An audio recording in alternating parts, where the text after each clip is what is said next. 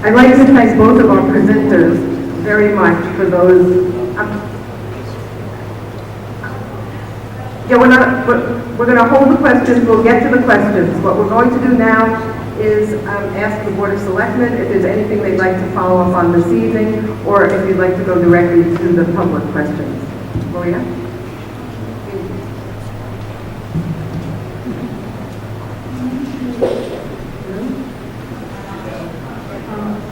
Okay. Maria, make it clear who you're asking. I'm asking a question from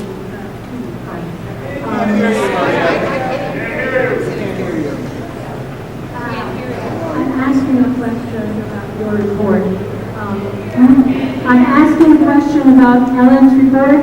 She mentioned how much the town expenses were, but she hadn't reported on how much debt we've already paid on the golf course, and I'd like to know that, let everybody know that, and be up to date with it.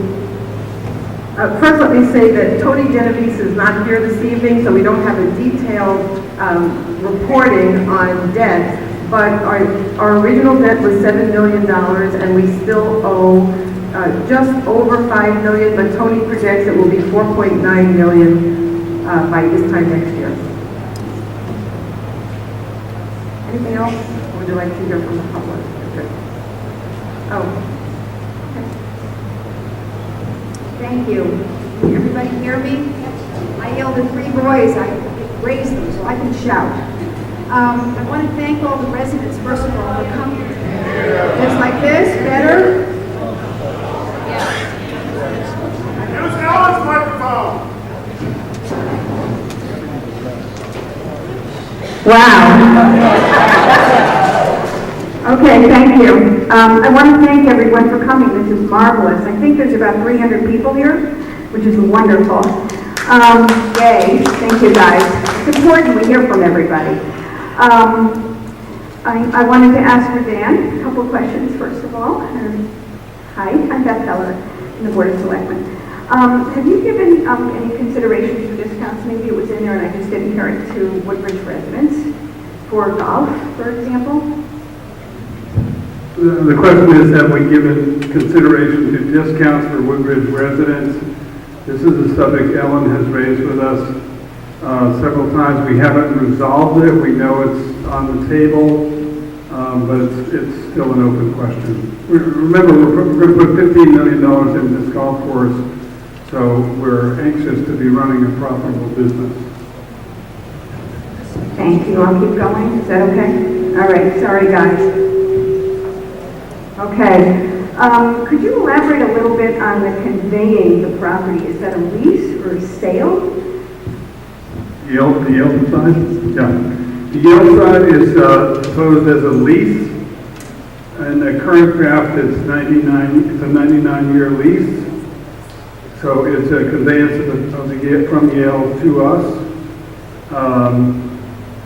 It will require a vote of the Yale Board of Trustees. The Yale Board of Trustees have already considered this proposal and authorized their officers to negotiate a deal with us. So I'm optimistic that we'll get through that phase without much difficulty. But that's the current lease. Thank you. And one more for you guys, and then I'm going to go over there. The pool that is currently on the property, the Woodbridge Club, is a big draw this year. And a lot of residents have asked me about that. You have no intention of saving it or putting a pool maybe at the club house at the other place, at Yale? Okay, that's not a fair question on a night like tonight. Everybody wants a pool. Here's the problem with the Woodbridge property. It's small. For a championship golf course, it's small. And therefore, it is imperative for us to maximize the land we dedicate to the golf course, to push to the full borders. So the pool, the clubhouse, the tennis courts, the paddle facilities, or I guess there's what I was saying. No, isn't there badminton or something else? Volleyball, I'm sorry.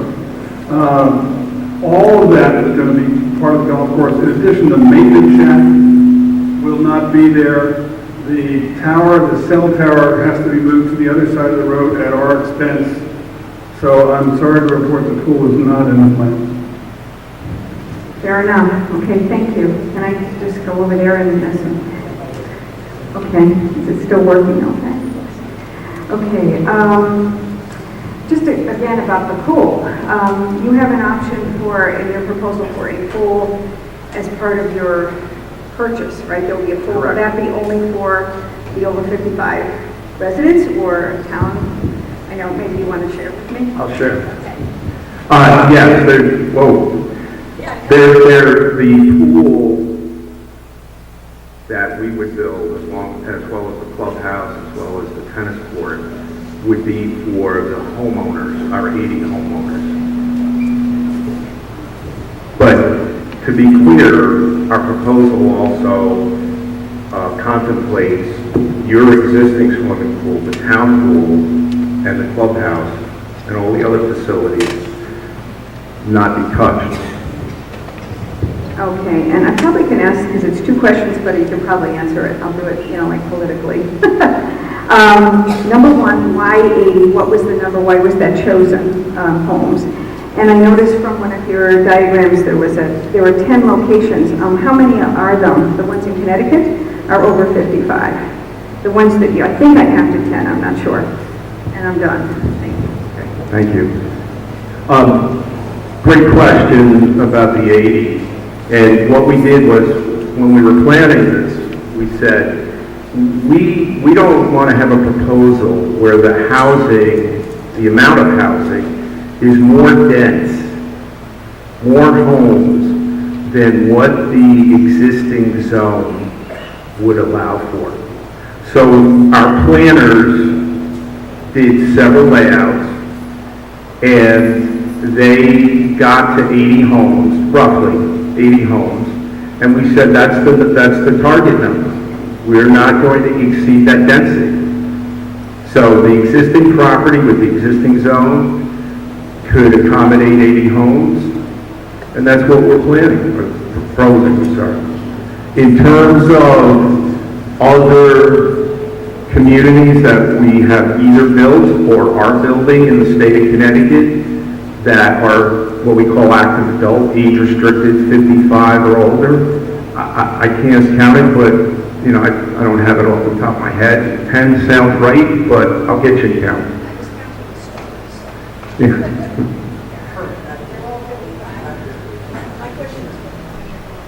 Currently? Were they?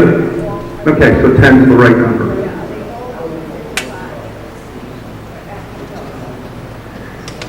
You know what, let me count it up in my head, and I'll give you an answer before the end of the night. I promise. Anyone else on the board? We want to go to the public? Yeah. Okay, so given that it's so warm, the selectmen will have other opportunities to ask their questions, and we will go to the public. As you can see, we have a microphone problem, but Betsy Yagler will bring the microphone to you. If you would raise your hand, we'll recognize you. And please be sure to state your name and address, and limit your question or comment to 2 minutes. There are many people here, and as you can all see, it's very warm. We'd like to keep this moving along. Also, I do want to ask again, some of you may be surprised that I asked this, but it's based on some of our prior experience in town meetings. Please engage in civil and productive dialogue and a town discussion that we can be proud of.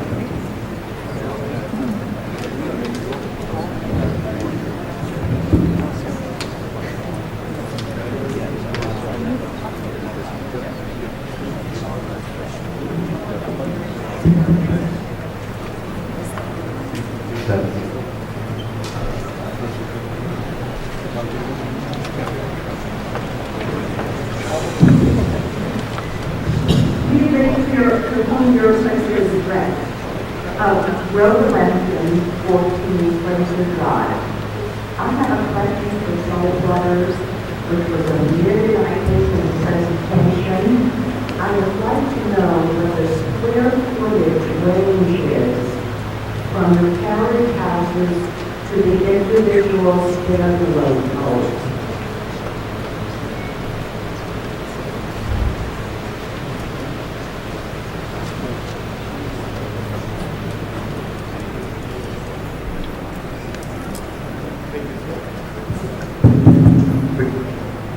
The question was the square footage range of the homes that we're proposing?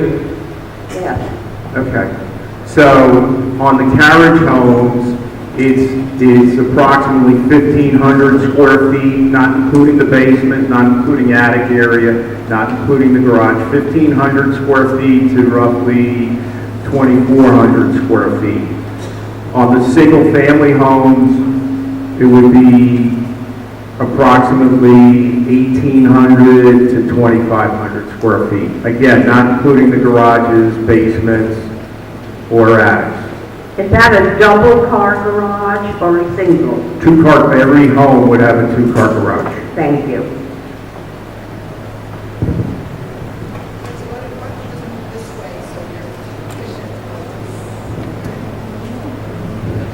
Good evening. My name is Paul Garcia, Country Court in Woodbridge. My question is for Toll Brothers. Have you done any traffic studies or analysis of the potential impact on home values immediately around the development?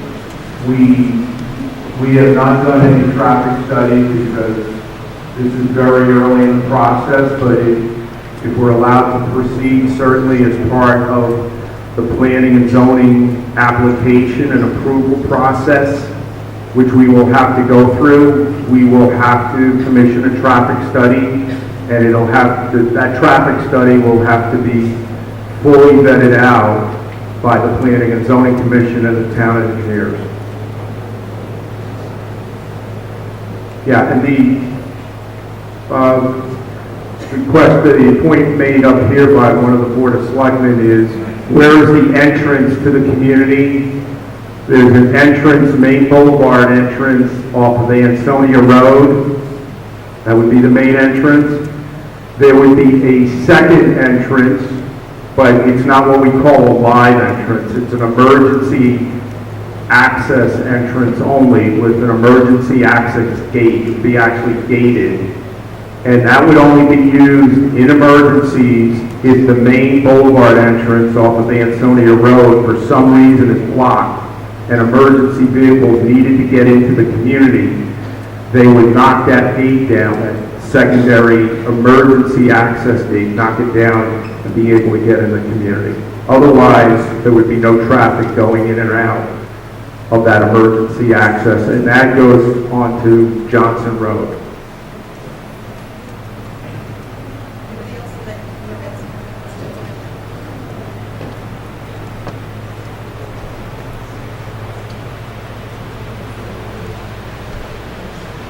Bill Rose, 18 Center Road in Woodbridge. A question for Mr. Betts. Do you know what the timeline would be for the two golf course reconstructions and how long would the Woodbridge course be out of commission? Thanks. The question relates to the timeline. Our objective is to get all the agreements in place, all the logistics done in this calendar year. So I'm asking the town of Woodbridge to aim at a referendum in this calendar year. If that's the case, then we'll start working on everything in the beginning of 2017, and realistically, I would say it's going to take about a year and a half to build the course in Woodbridge. It'll take about a year to renovate the Yale course. It'll take about a year and a half to build a hotel. All of it can go on simultaneously. So it's about 2 years from the commencement of the project to the completion of all phases of the project. It's been suggested that it might be more efficient for people to line up, but it's so hot for everybody to move around. Would you all prefer to line up or let Betsy come to you? All right, well, let's continue this way. We'll see how it works.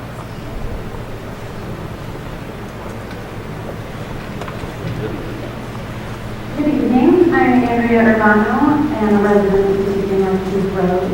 I have one question for the Toll Brothers and then one comment, if that's all right.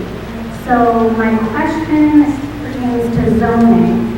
You made it clear that you're only developing on 42 acres, but is the change in town zoning applicable to the 117 plus that will not be developed, and therefore theoretically is the town allowed to develop it in the future? Well, that's a great question. And our vision for the zoning is to only have the zoning in place for the 42 acres. And the remaining 113 acres would remain in its current zone, open space zone, for the town to do with the property as they see fit. Now, could the town in the future ask for a zone change for housing? The town itself, since the town is going to own that property? I guess theoretically they could. I don't think they would. Our vision, quite frankly, is to develop housing on the 42 acres and leave the rest of the property for passive or active recreation. That's what we will purport to our homeowners if we're allowed to proceed. We will tell them that our deal with Woodbridge is the rest of the property is recreational. Thank you. And just really quickly, if that's okay, I just want to make a comment. Although I'm aware that there are a lot of empty nesters in this town, I may speak for potentially the minority in this room as a 27-year-old who just moved back to the town, and I just humbly want to express my support for preserving the open space, because as a young person, I value recreation, and so I thank you.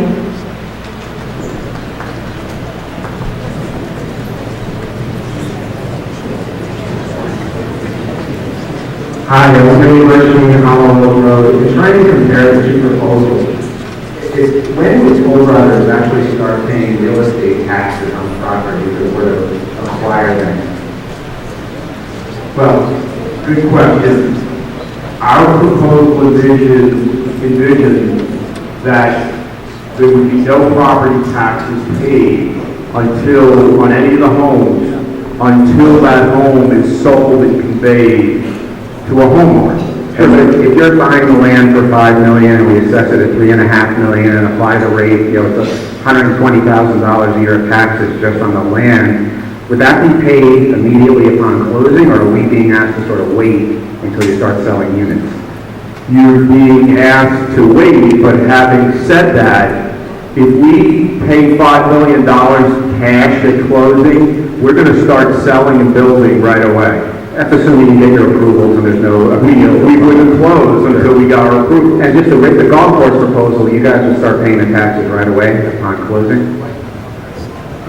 Probably once the course is put in service. So there'd be a delay there as well?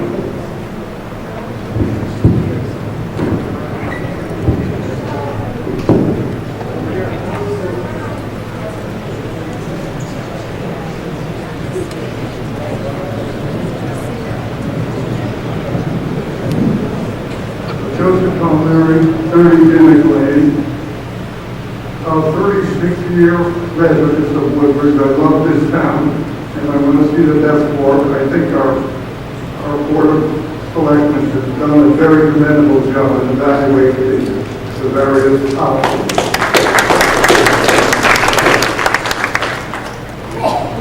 For Mr. Calahope of Toll Brothers, this question is about density. You're going to acquire 42 acres. How many buildings will the 80 homes represent? Well, that's another great question. 65 plus, 5 more buildings? So 70 buildings. 70? Yes, 70 buildings. There's 65 single-family homes, so each one of those homes is a building, right? So that's 65 buildings, and then we have 15 attached carriage homes, 2 homes or 3 homes per building, and there's 5 buildings of those, so 65 plus 5 is 70 buildings.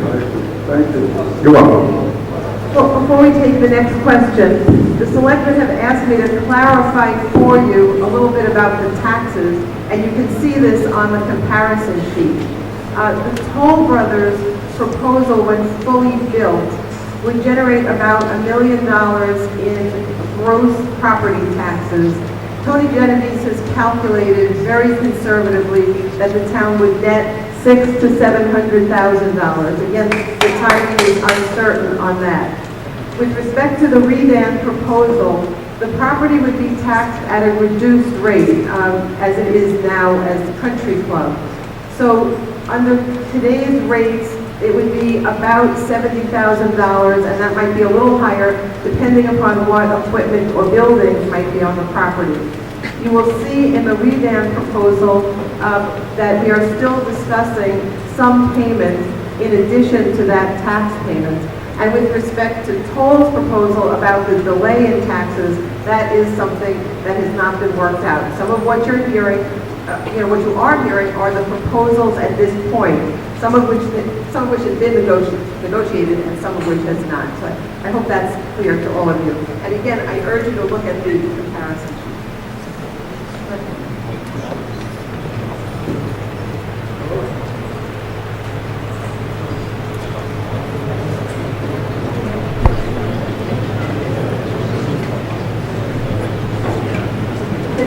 My name is David Smith. I live at 7 Elder Road on the northwest corner of the golf course. I have a question for the gentleman from Toll Brothers. My understanding is that you're purchasing how many acres? 42. And you want the town to leave the rest as, you're pitching it to your clients. Please correct me if I'm wrong. That the town will serve the rest as open space to protect their investment. Is that correct? Correct. And that means that the town will have to pay for any maintenance of that. Is that correct? I'm sorry. The town will have to pay for any maintenance of that property. Is that correct? To protect your investment? Well, with open space, and we developed a lot of properties with open space components, there's very little maintenance. So you might mow the grass once a year, you might not. Okay. I don't buy that. Anyway, I want to say that my husband and I are well over 55. And we have lots of friends in town who are well over that. I perhaps I'm wrong, with all due respect to you and to our First Selectman. With all due respect to the gentleman from Toll Brothers and the First Selectman, my husband and I are both well over 55. We have a lot of friends in our same demographic, and I haven't spoken to a whole lot of people who want to move to this type of community because I keep hearing that there's a need for it. Also, I am very much against the zoning change, and I have reiterated this before the board many, many times. Once there's a zoning change in one place, it sets a precedent for zoning change elsewhere in town. And the last thing is, I really believe the golf course is a gem. Gentlemen, Mr. Beck and Mr. Brockner, I understand that there would be a permanent conservation easement on this. Is that correct? On the golf course? Yes. Yes. I have to tell you, I was at your presentation, Mr. Brockner, a couple weeks ago. I was really blown away, and I'm very, very excited to see such a wonderful proposal to save this property. I think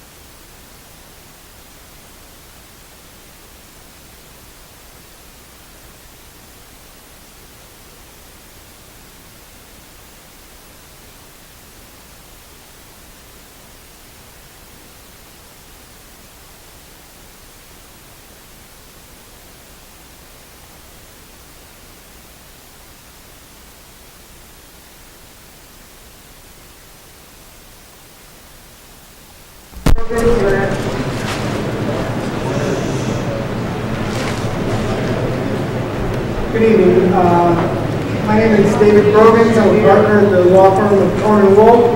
Earlier this year, the First Selectman asked me to review some of the zoning issues that have been raised with regard to any prospective development of the golf course property. I rendered an opinion based on that request back in February.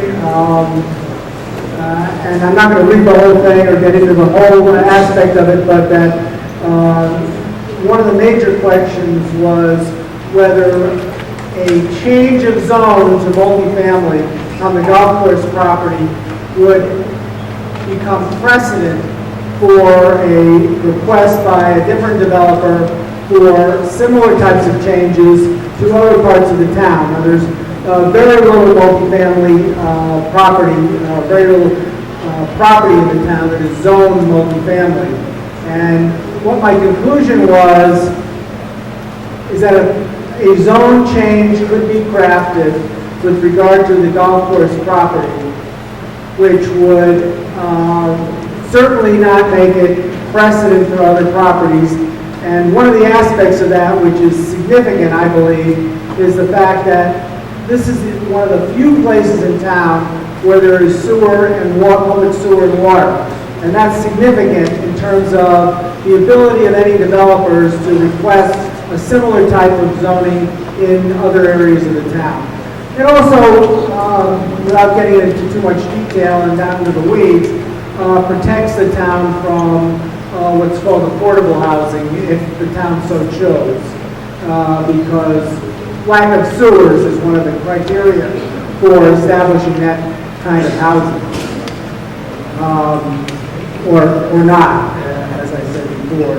And so the other question that was asked, which is perhaps on some people's minds tonight and relevant to this, is that could the town restrict the property in such a way that subsequent to the sale of the property, it could not be used in a different way than was contemplated by the original purchaser.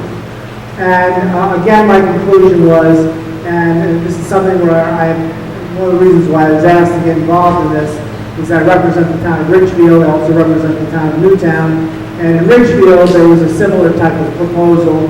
They had the similar questions, and we developed, in terms of the contract for the property and the deeds of conveyance, restrictions which in fact would prevent any further development in either a different direction or by a different property owner. So in those two circumstances, we were able to render opinions which I believe would protect the town of Woodbridge in the event. Ellen, can I just clear something up with regard to our proposal and the pieces of property that we would build on and that would be retained by the town? And I think you can see that if you look up on the slide real quickly, I think it delineates it pretty well.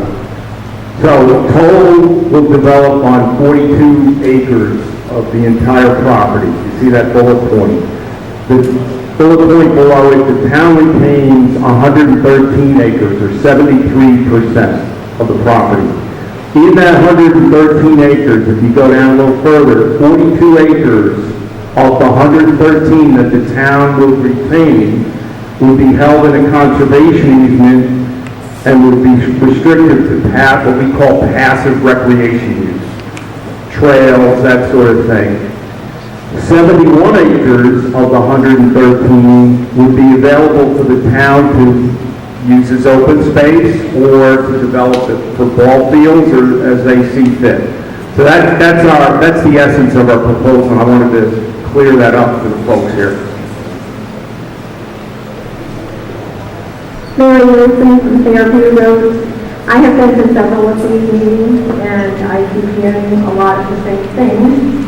And I still, with reference to the zoning change, I still find it hard to believe that someone should not fight that and come up with zoning changes in other parts of our town.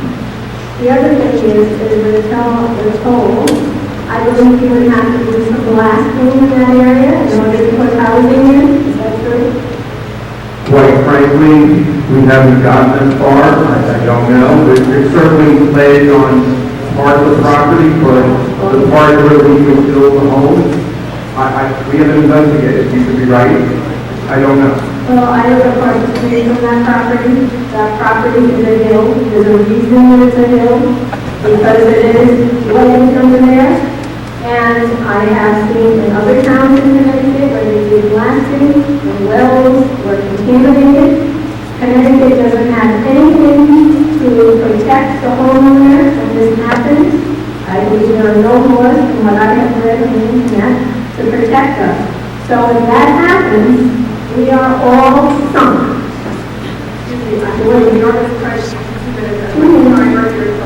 Let her speak. And as far as the voting issue, I do feel that considering these are the only two proposals that we have, it gives us our open space. They will be paying some taxes on it. With these people, we're still left with a mess. We still have to deal with the building. We still have to deal with all that. Plus, we have to give them another 40-something acres around it to, Let her finish. and so I'm sure there are other people that have things to say as well. But we voted on this once. We wanted to keep that property the way it was, and I hate to see us fighting over this over and over again. And thank you.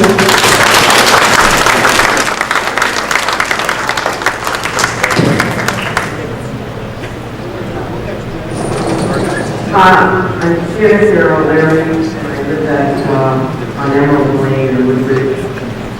I'd like to know if someone knows what the cost of tearing down the clubhouses, and quite honestly, the pool should go with it, it's not going to go down, but I want to compare the total cost of Toll Brothers proposal with the Reading proposal, and without that number, because one includes it and one doesn't. I don't know how you can compare the two.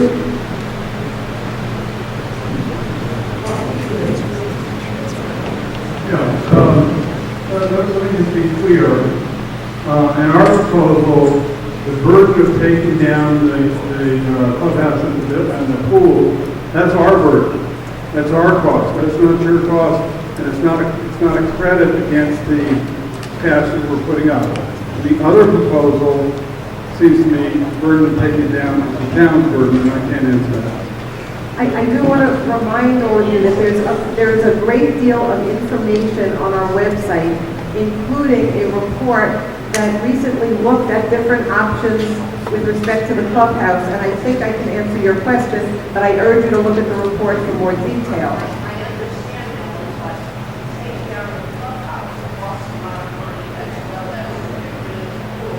Right. I'm about to tell you the cost related to the clubhouse that we've been told.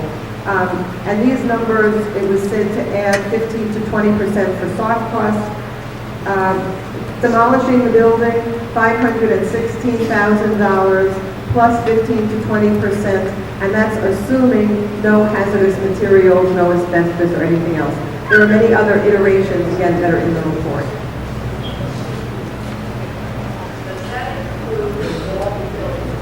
No, that's only the clubhouse. Only the clubhouse.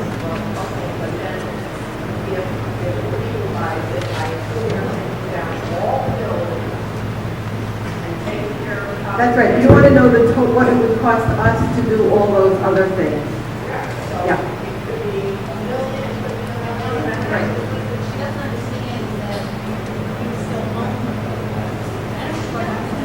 I think she wants to know if we decided to take out, what costs is the town facing if we retain this property? We still have significant costs, there's no question about it. We have environmental remediation, which will be, at the estimate we have is $500,000 to $600,000. That's the case with both proposals. With respect to the Redan proposal, we do not have other costs associated with the country club because Redan would be taking everything and would be removing anything at their own expense. So and again, I urge you to look at this comparison sheet because we have it there and you can look at it at your leisure. It's not a very simple question, and that's why we spend so much time on this at the Board of Selectmen. There are many iterations and different options. I do want to mention one other thing. When someone said, well, if these are the only two options before us, the Board of Selectmen has also looked at the option of converting this property to open space. Some people think a golf course is open space, but others don't. And we do have figures on what it would cost us to make it open space for the town with varying degrees of recreational opportunities. We could keep the pool or not. We could have walking and bike trails.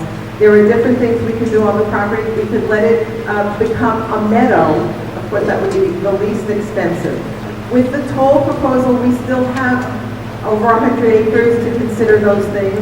With Redan, we would give up all the property, but again, as Janet mentioned, not have the burden and cost. So there are pluses and minuses however you look at these various options. Okay, so it looks like, if people are starting to line up, why don't you come to the front? Okay, my name is Kumu Fernando. I live at 46 Ground Street in Woodbridge. And my concern is it identifies with the people who have to live near the development and face the trucks and the dust. But I visited the Orange development several times, and my concern there is that the units are so close to each other where, so when you're in the second floor one way, you can see right into the living room of the other unit. And it's a small forest story that is developing there. The access to the units are $16,000 and $17,000. I believe there are a couple at $15,000. But the unit, the taxes per unit are $16,000 and $17,000. We are already paying the taxes in the $25,000 range. So one of the purposes of downsizing is to reduce the taxes.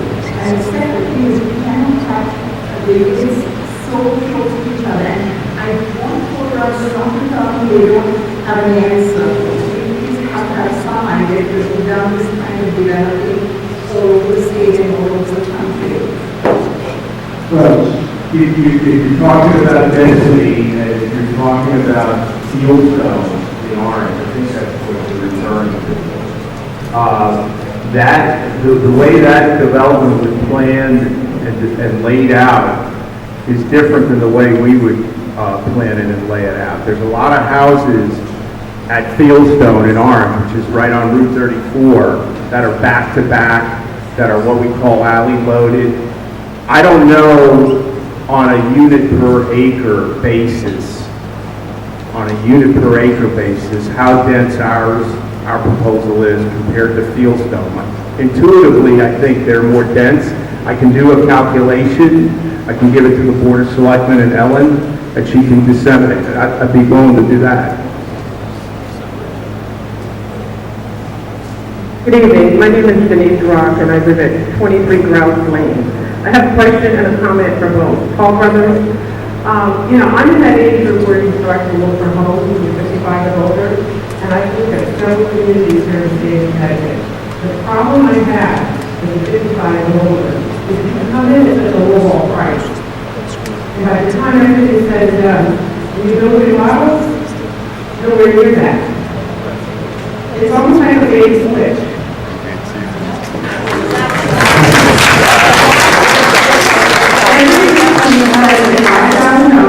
If I wanted a second floor done, it's another $17,000. If I wanted a basic done, it's another $22,000. What's the bottom line? I don't know why, I think you saw, I don't know quite how to answer that. I've looked at several in the state. I've not found one that makes me want to move out of my house into a 55-year-old community that's 1,500 square feet for $500,000. I understand. One of the selectmen asked how many age-restricted communities we're currently developing in the state. So I'll answer, try to attempt. I don't need to know that number. I just need to know that when you come in, that you feel give a realistic price that this is improved, agreed upon, because you're going to make such a profit from this town by jacking up the prices and for 80 homes. Now, my comment for the Yale people and for the town of Woodbridge, I think we should look for a partner that works within the benefit of the entire town. 80 homes versus a real partnership with someone like Yale needs real consideration. That's my comment.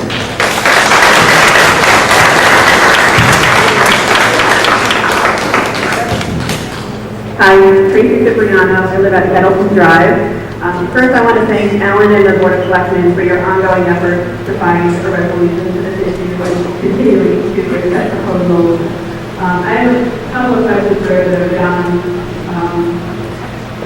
One has to do with the use of the property that can be used for hiking and country skiing. Would that only be in the winter? Hiking, dog walking, that kind of stuff is going on all year round, and cross-country skiing, yeah, that's what we do. Right, but when But we do not allow it in the summer.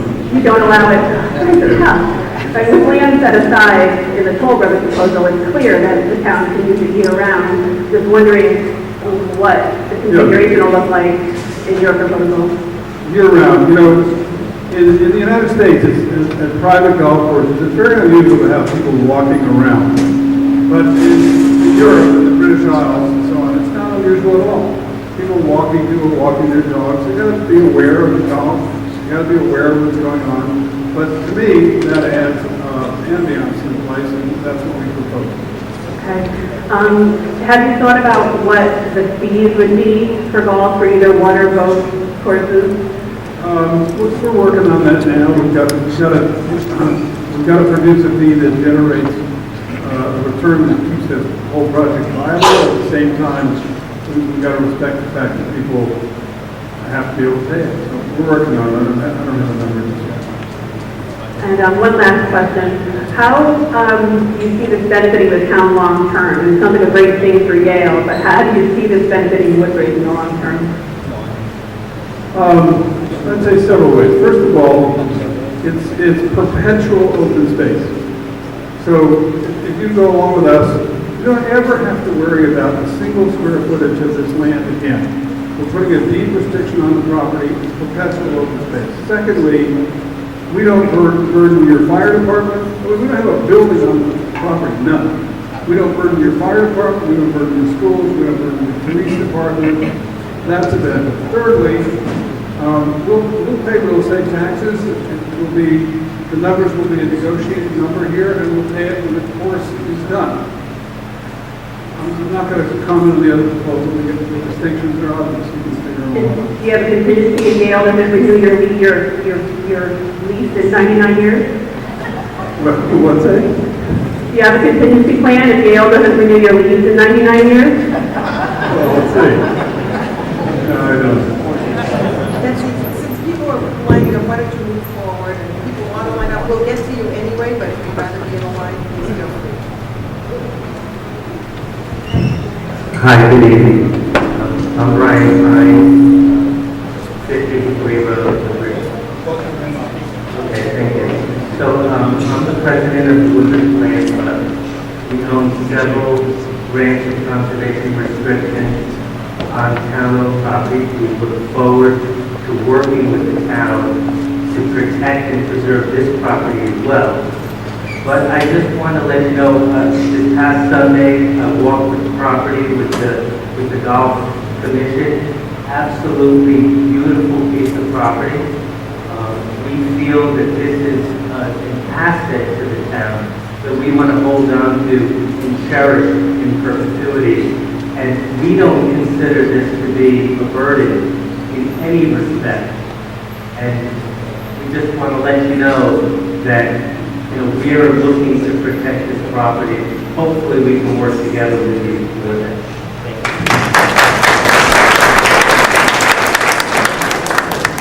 Hello, my name is Mary Ann Carroll. I live at 2 Deepwood Road.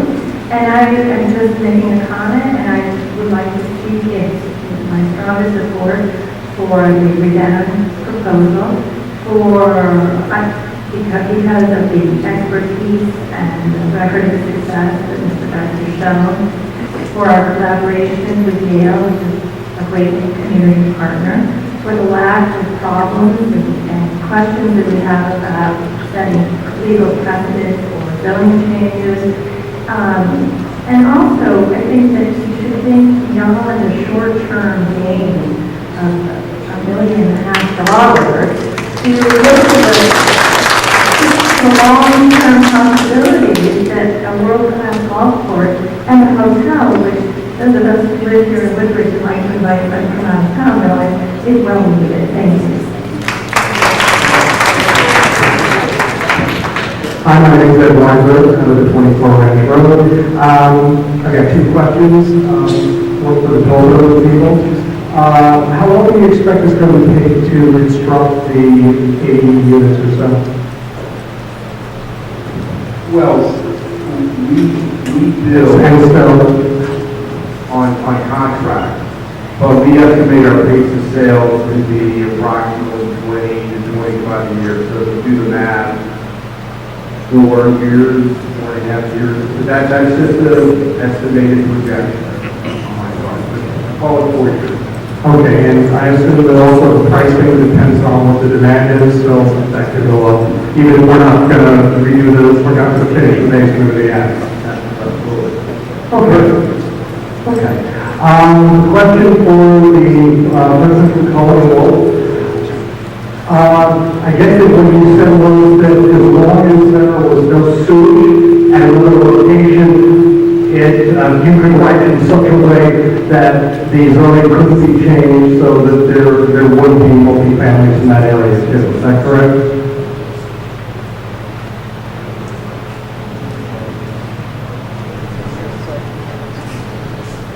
Yeah, it's more complicated than that. That's a critical element, certainly, but my opinion, I think, is probably online.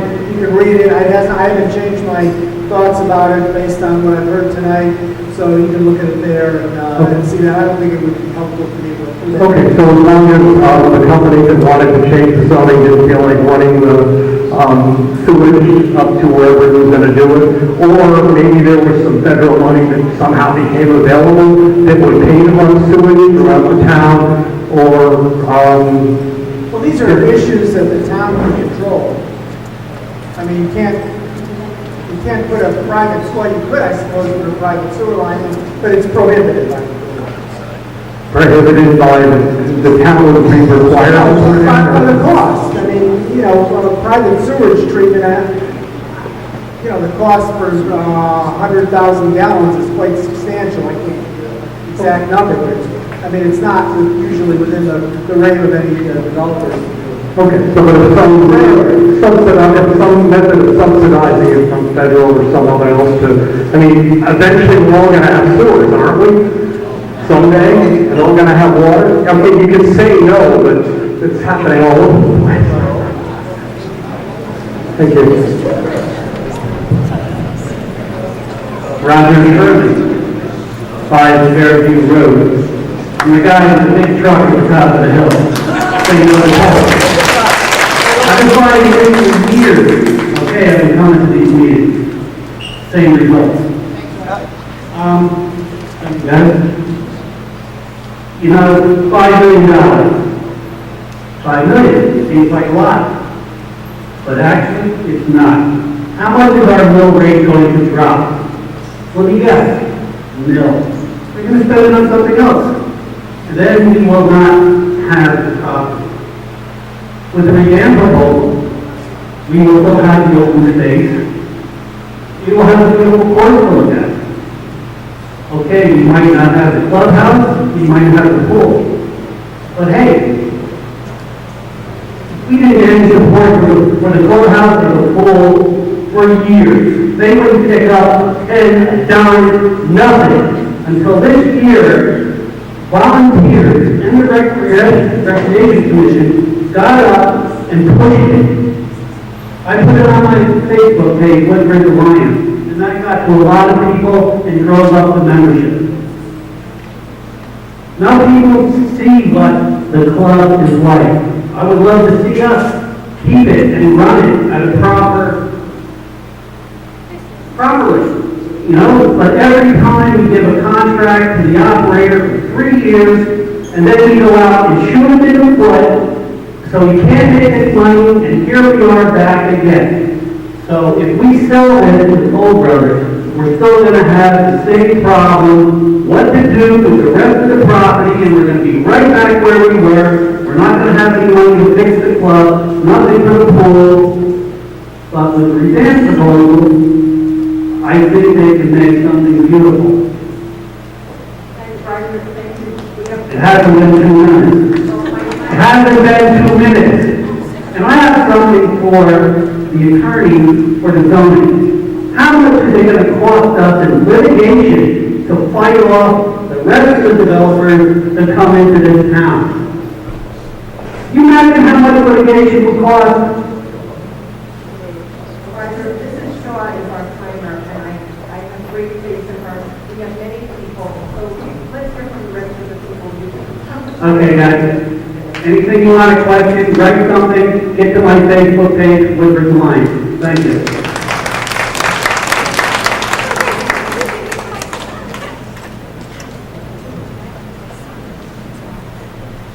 Hi there. Michelle is my mouth. Brookwood Drive. Can't hear you. I'm not saying anything yet, fellas. First of all, thank you to the Board of Selectmen for having this happen. That's the first thing. I know some people were surprised to hear that coming from me, but thank you. The other thing is, Attorney Robbins, no offense, but I think it was said at one of the meetings that you attended, if you had 8 attorneys in a room to make a statement or pass judgment on something, you would have 8 different opinions given by the 8 different attorneys. So I thank you, but I don't feel that comfortable with the possibility of more development to more developers going forward. One of the ladies that was here took some of my questions away, God bless her. It was towards Toll Brothers. And one of the issues was, I know several people who have moved into Fieldstone Village. And what started out as a $500,000 house, they had a closing 2 weeks ago, and the final price on the house was $875,000. They are now selling houses in Fieldstone Village for well over $1 million, and that's before you add what you want to make it yours. So I think the idea of saying the mid-3s to the mid-4s is extremely unrealistic, because nobody, at least nobody that I would know, would move into, assuming they chose to move into a 55 and older, would move into a house that was already constructed and say, boy, this is the best thing, I want no changes, I'll take it just the way it is. So people have to understand, while our housing prices are going down in Woodbridge, what will happen is you are selling probably a larger house, getting less house for more money. That's the first thing. The second thing is putting in one tennis court for all your residents. I'm not playing tennis anymore, but that just seems kind of a little shabby. And I'm sure the pool is not an Olympic-sized pool, and you're probably putting in a 5,000 square foot clubhouse, correct me if I'm wrong. Mrs. Shaw has given you the sign. Fine. Okay, one last thing. The 42 additional acres that Toll Brothers is looking to have as an easement, I believe, again, correct me if I'm wrong, this is to protect your development, that nothing shabby goes on close to the houses that you are putting on the property. What I would like to say in terms of revamp, I hope the town will pursue additional conversation with revamp regarding your preliminary proposal, and I thank you for attending.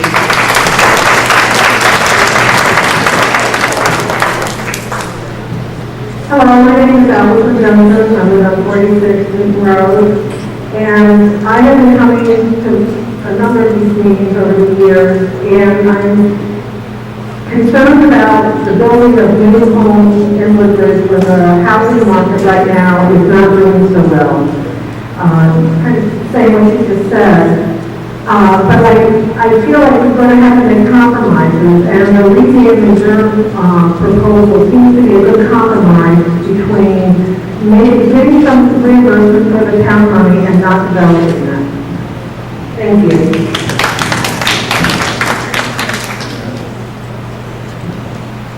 Hello, I'm trying to get this right. My name is Charles Curtis. I grew up in the town in the 40s and 50s, 1940s, 50s. Now I live in President Sanders Road, Bridge. And my main concern, a lot of people know me here, Tom, is what open space. Open space is something that once it's gone, it never comes back. It just doesn't come back. And unfortunately, what happens in society, we have a way of eating away a little bit, just a little bit, just a little bit. I don't want Woodbridge to become so like New York City with Moses when we ate away park and transportation. Now, a comment about the open space. You put something in the middle of open space, you can handle the whole open space.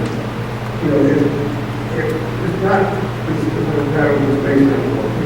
They've even already 40 some acres in the around Central, but it's not the same open space anymore.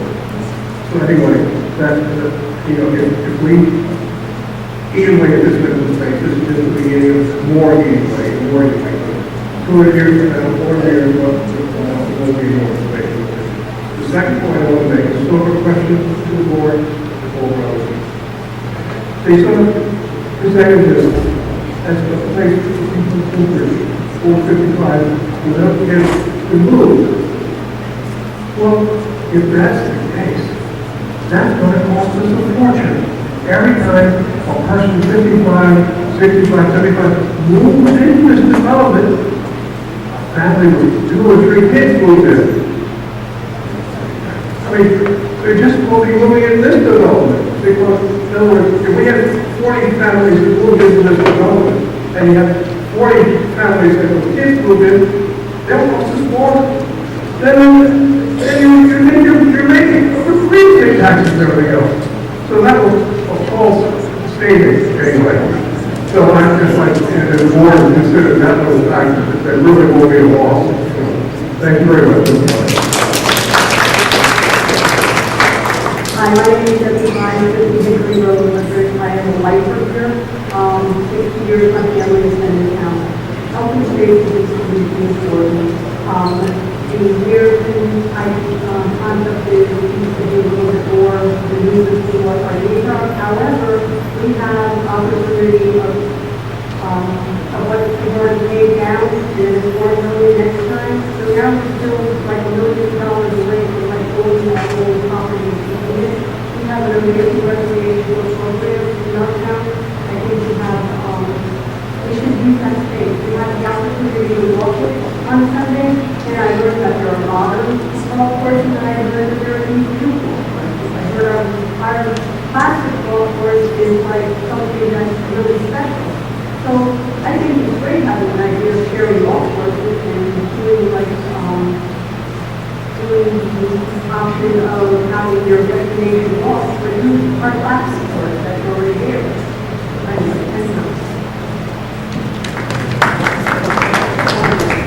Hi, I'm Shalova. I live on 35 Rock Road. I just wanted to say that I've never been in favor of the development housing. The Virginia proposal is very attractive, but there are lost opportunity costs, non-financial, for the town. And I think we lose our clubhouse, we lose our pool, the golf course has done very well, in the last several years. And this past weekend, there were 230 people at the town pool. So I don't understand how we could fit those 230 people in the coming summers at the Woodbridge Club or the JCC. The JCC is a smaller pool, but I think it would be packed in like sardines. But also I think is that the building itself, we lose the conference center, we lose the place for the seniors, we lose recreation. I I just think it's a shame. And I understand what you're trying to do with your proposal, and I think that it's a better one than totally, but I think the one view, we lose, you know, that the ability to use that space, the ability. My name is Tom Neal, can everybody hear me? Oh, yeah. Because I'm coming out with questions, but answers. Woodbridge doesn't need to sell its soul to keep the town fiscally solid. As was loudly trumpeted from the town podium just last week, Woodbridge maintains an excellent financial position. So congratulations to all of you for having achieved that. The path to even better fiscal responsibility lies in checking spendthrift ways, not in looking for more tax revenue, especially from a cluster housing project. Woodbridge needs to continue to value the few large open-air tracts that are left in the town, especially if they can be enjoyed and used by town residents. Woodbridge doesn't need to sacrifice its largest undeveloped piece of property to serve special developer and real estate interests. With its housing market in the dumps, Woodbridge needs to find ways to enhance With its housing market in the dumps, Woodbridge needs to find ways to enhance the value of the homes that we now have. Woodbridge doesn't need to further depress housing prices by adding 80 more residential units to the inventory on the market. How do we get there? When I board a plane and walk from first class on my way to coach, I often feel so longing. Wouldn't it be nice to enjoy the comfort of that upgraded cabin? Well, it seems to me that the Redan Best proposal presents us with a first-class option. Should I whisper?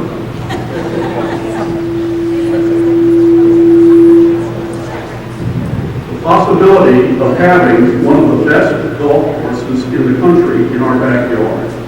Like all initial offers, the proposal may require some tweaking to fit Woodbridge's needs, but it would offer several special benefits. Most important, this option would retain the 155-acre CCW tract as the largest undeveloped piece of property in Woodbridge, would place a conservation restriction on it that would protect that status in perpetuity. That alone could justify choosing this course. There would be modest disruption in noise-free rebuilding, the impact of resulting traffic would be minimal, little need for adding town services, all of this done at little or no cost to the town. Woodbridge residents could access the property. Finally, Woodbridge would be able to boast of a top 100 golf course that would bring substantial added recognition and prestige to the town, enhance local property values, and deliver that special first-class association to each of us. This is the choice that offers a real win-win for the town of Woodbridge. Michael Bonner, I just want to give a little bit of background. If I go over my 2 minutes, I felt Woodbridge is still a democracy, and the public has not had an opportunity to fully express itself. So the Scalettar, if I go over 2 minutes, I think that's my right. Anyways, I wanted to first say that Scalettar, Weiner, Eller, and Jacobs do not present all the facts accurately at this meeting. And one example is about the zoning precedent. I want to bring that out to the public because I don't think the general public knows this. They actually have another lawyer who gave a different opinion that was not so locked up. And they shopped around and got another lawyer to find the opinion they wanted. I'm going to interrupt you. We had another lawyer who answered a different question, totally consistent with Mr. Grogan's. He has looked at that opinion, and I will not have you stand there and speak that way. If you would like to speak Ms. your Scalettar, opinion... you know, this is a democracy. I have the ability to express my opinion in this town meeting. You can express your opinion. And your denunciation is your opinion. So anyways, also, I'm a person that is not thought about issues very much. I was on the Planning and Zoning Commission to develop a plan of conservation development that hadn't been written for 30 years, creating the village district, etc. I think this piece of property is so important to preserve as either open space or a golf course, and I would support the Redan proposal or as open space. But housing here is inappropriate. You already have an age-restricted zone. And by the way, the public doesn't know this. We had a developer that wanted to work with the town, and we didn't have the town cooperation to adequately get the proposal to build age-restricted housing in the village district where it was originally supposed to be. That's from the developer himself. So there's a lot of things that are not being said tonight that the public needs to know to fully understand these proposals. And I resent the fact that our current administration keeps putting us through the same thing with the Toll Brothers. I have nothing against the Toll Brothers. They want to build age-restricted housing, build it in the age-restricted zone. Don't put it in an area that will be totally changed by the presence of that housing. It doesn't correspond to the character of our town, and that's why it lost in 2-1 last time. And this is just a revamped, less aggressive proposal. So, I really think, the public needs to consider these things very, very carefully because it can change the character of our town that I've grown to love. I've lived here 40 years, and I don't want to see it spoiled for $1.5 million. And that's what it's coming down to. And, people really, really have to think about this carefully because this is going to affect our future for a long time. Thank you very much.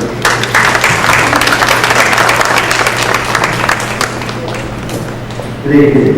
I'm Lou Shaver. I live at 48 Old Quarry Road. I love Woodbridge.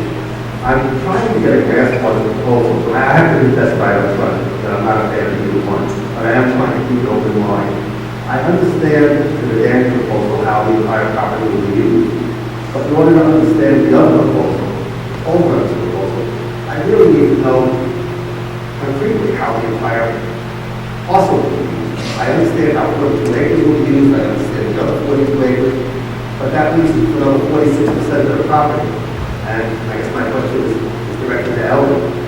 Have you given any thought to how the other 71 acres will be used? I can tell you, I have given thought to every use of this country club and every possibility. I spent every time as does the Board of Selectmen. But that decision has not been made. There are many questions for us. Do we want to continue, And whether or not we do these proposals, do we want to continue the pool? Do we want to continue golf? Do we want to take down the building or revamp the building? So those questions, they're very good questions, but they're not been answered. We are gathering data so that we can assess the options. And that's why I encourage you to look at the report online that has the different options for the clubhouse and what they would cost. And we're looking at data with respect to how much the golf is used, how much is used by Woodbridge residents, how much the pool is used, so that we can all make that decision. But I can't answer that. Right, but I can't evaluate as a citizen. I can't evaluate a proposal without knowing how the entire parcel will be used. Maybe it should be tabled so the town has a chance to evaluate it, but it's going to be incomplete. And one other thing. The gentleman before me, and I know nothing about this, I've never heard of this other than the other law firm. Could that be made available to residents as well? I can't hear you. Absolutely. Thank you. Hi, my name is Bruce Clayton. I live at 50 Technical Road, Woodbridge. I've been here a short time, about 7 years. I've been watching the paper, the meetings, coming to meetings. I have a question. At the original referendum, what was the yay and nay time? You tell me? I'm understanding like 65-35.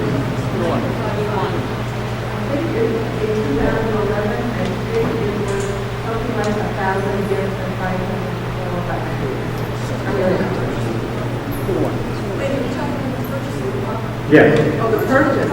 Oh, the Purchase of the property. Oh, that was overwhelmingly in favor, but I don't know the numbers. So why are we even entertaining it? 65% of the people in town don't want it. So you're working, Democratic majority here is working for the 35% to getting them what they want? I'll put that as a rhetorical question, but I want to say the Board of Selectmen is working together to come up with... That's not the answer to the question. Who are you working for? If you're working for the people of Woodbridge, you wouldn't be here. So obviously you work for the 35% of the law. No? Am I wrong? You're on the line. You're on the line.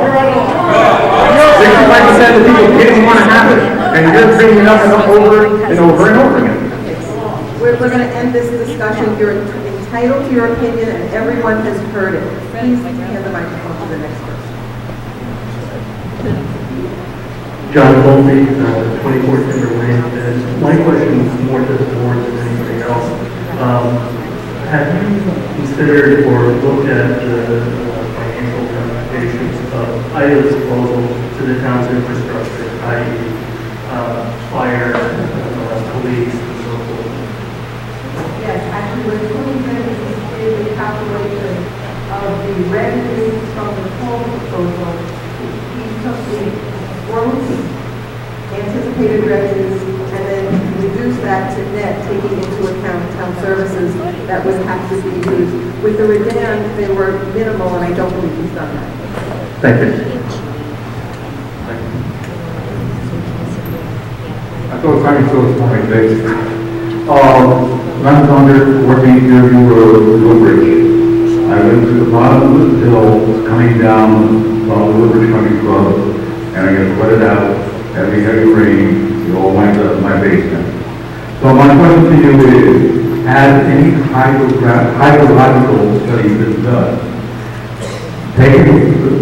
Subtracting the 42 homes and the acreage they're going to take up, and make it hard scan, and the impact it's going to have on my neighborhood, in Wilson's neighborhood, German neighborhood, it's all coming down towards us.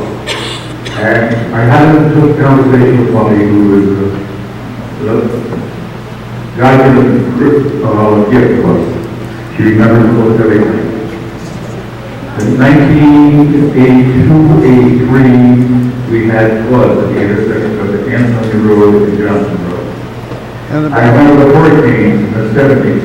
And unfortunately, my job was out of town, and I missed most of it. But I just saw those watermarks in my basement, high level, that's how it was everything down. You're going to take away the ability of the ground to desaturate the environment. Have you done anything to look at this situation, or are you going to wait until it becomes a problem? Thank you.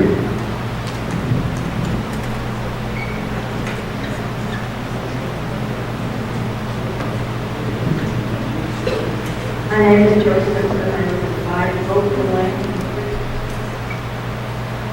I'm standing here because I've been struck by the very, very low asking prices that the town is willing to consider on either proposal.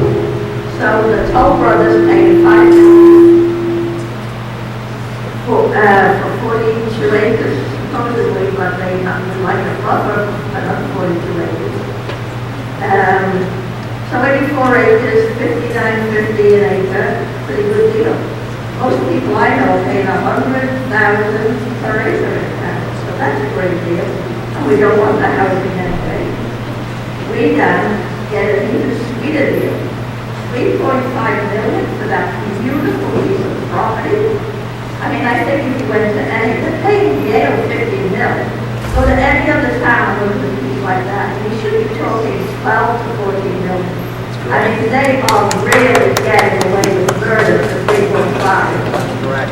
And so I'm asking the board of selectmen, considering such bargain basement prices on such a desirable and valued piece of property that we all love. And I think if the town cannot get a much better cash deal up front, we should hold on to the country club and Woodbridge property. We should continue to support the existing recreational activities, which are so successful this year, absolutely wonderful over there this year. And we should think about developing and fully utilizing the clubhouse and the grounds to accommodate a healthy future for the children, the youth, and the residents of Woodbridge.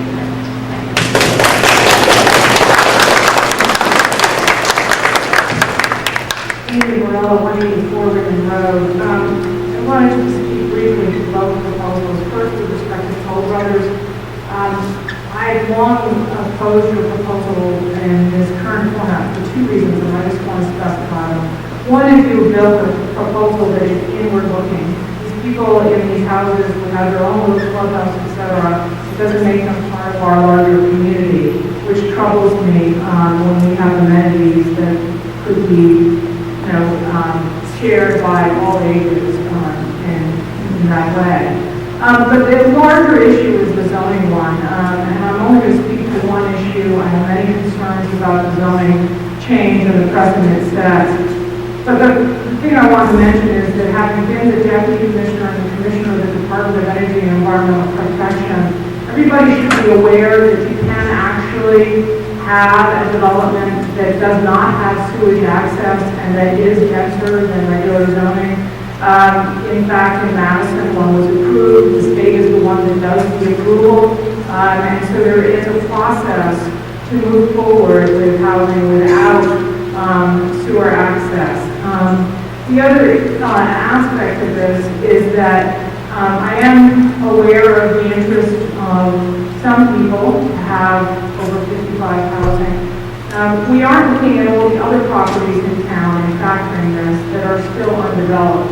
And I think it would be helpful if the town would put out information that showed everybody what are the other undeveloped parcels that are still to be developed, where they are in connection to water and current sewer, and also what the possibility is of having one uniform zoning change that allows what the department calls open space development, which is not the density of Toll Brothers, but slightly more density than what would normally be allowed. We understand it to be town-wide in return for people having more open space. It allows the developer to create lesser roads, have a condo situation so that people can have communal property taken care of by the developer or condo community rather than having to mow their own lawn, etc.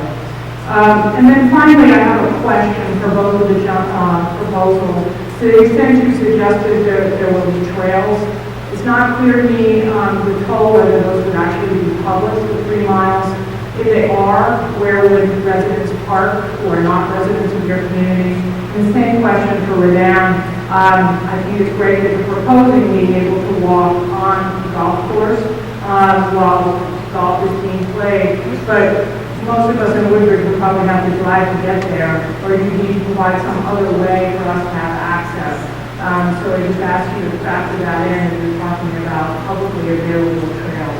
So with all of that, I far prefer the Redan proposal, and I hope the Selectmen will very seriously and negotiate and give us, the public, another chance to hear what you've negotiated and give you our input. Thank you.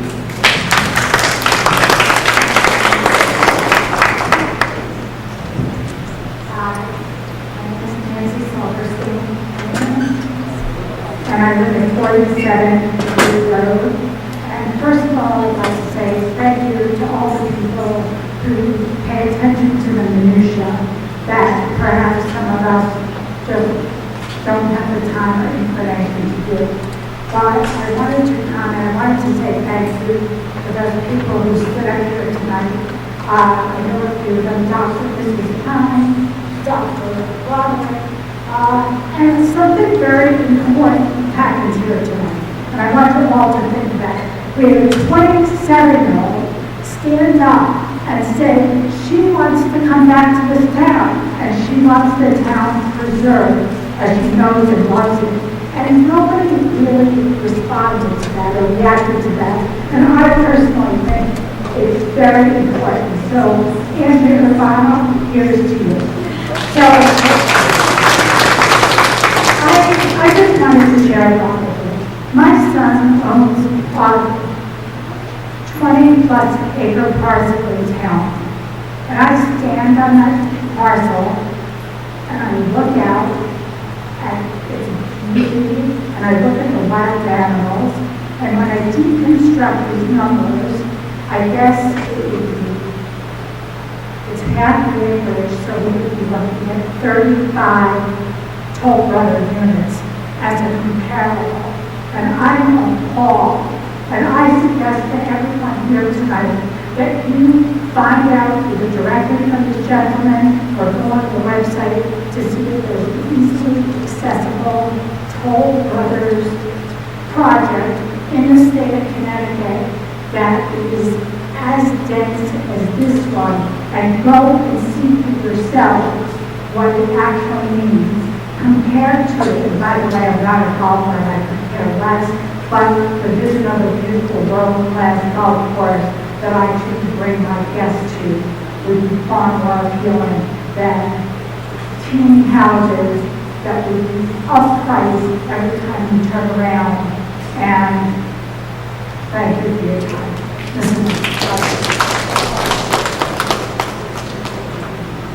In Prospect, apparently, Regency Park is a place you can go look for yourself.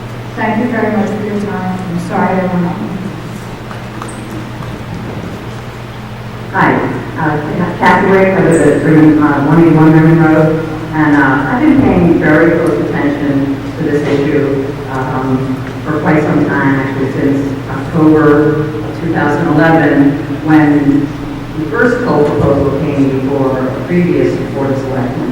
At that time, I became very involved in a grassroots campaign to defeat that first referendum, and we were very successful. It was a 2-1 defeat.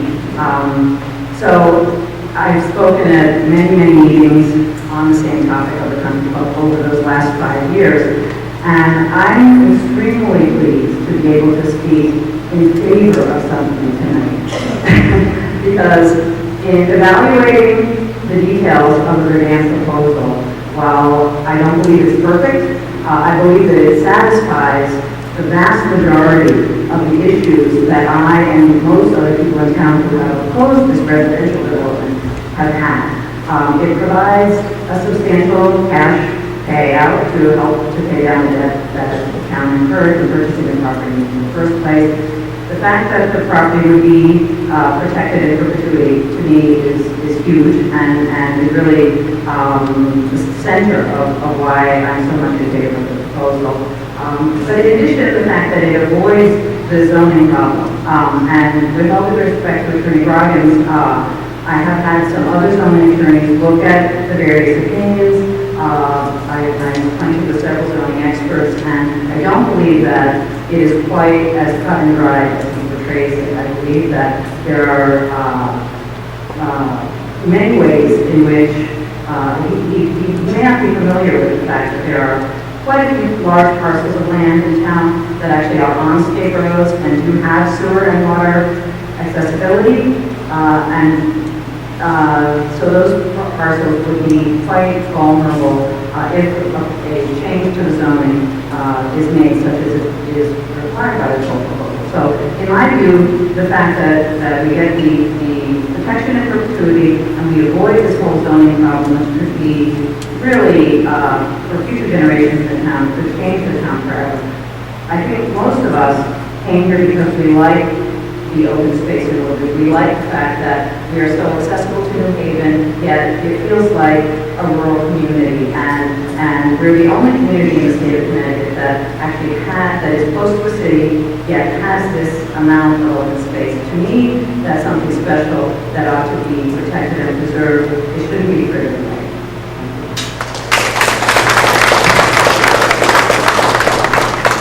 Hi, I'm Dave Local. I live at 1108 Johnson Road, and I would like to speak to my elected town leaders. As I recall, when we bought this golf course, it wasn't for investment or to make a profit on it.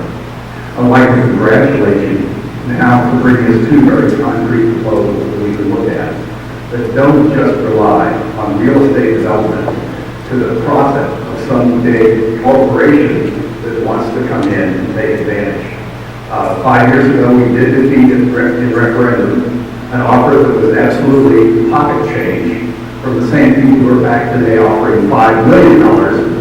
Who knows what it's worth to them? I certainly don't.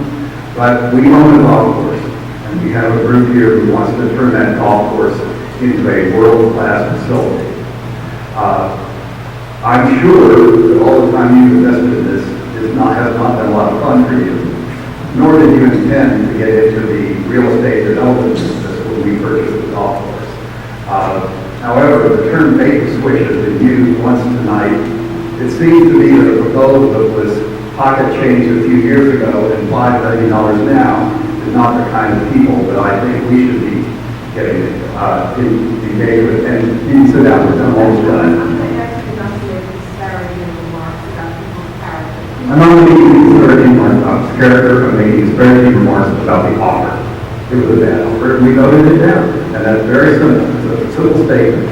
I'm simply talking to my town leader, encouraging you not to make the same mistake again, and also to say that a lot of the conversations around here have said, oh, well, we'll avoid affordable housing, we'll do this kind of thing. Shame on you. If you're going to get into the housing business and want to avoid affordable housing, not the kind of place where we should all be living in. Thank you.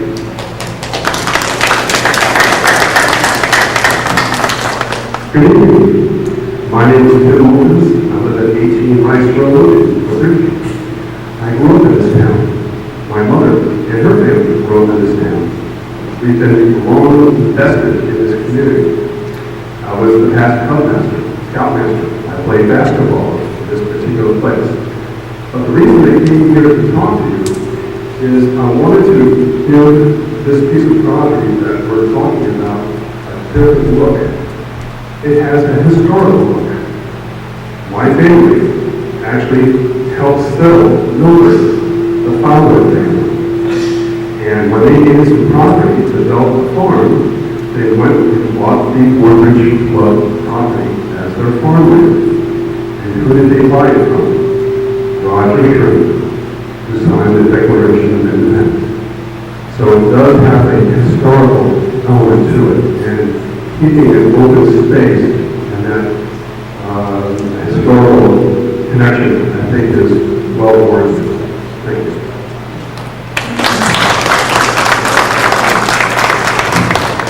Steve Fleischman, I live at 148 River Road, and I just want to start, sorry for brothers, and you guys take a lot of meetings, but thank you to the Board of Selectmen.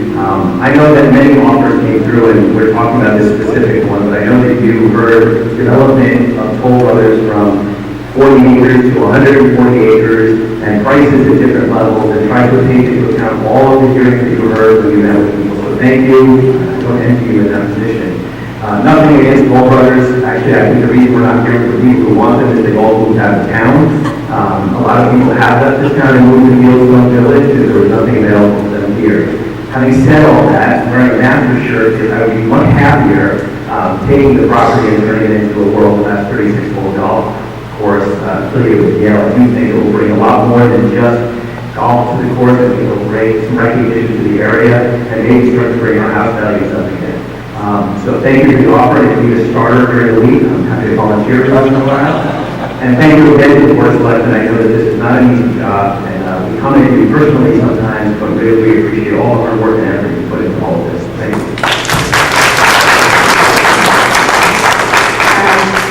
I'm Jennifer Body. I live at Canterbury Lane in Wilson, Connecticut. My family owns the property. You all know it's Oakley, the Trinity Golf Club at Oakley, and the other public courses in town, right across the street. My question is more nuts and bolts. The course at Yale right now is a benefit for Yale alum, students, faculty, employees. We need to know somebody to get a tea time there. Your affiliation with Yale at this point, what you're proposing, will remain in name only. Does that connection to a Yale person stay with your Yale? And does it also carry with the Woodbridge course that you're proposing? Or would it be completely guaranteed anybody that wants to play there to make a tea time? And if that's the case, why is Yale giving up that asset to you in this lease arrangement?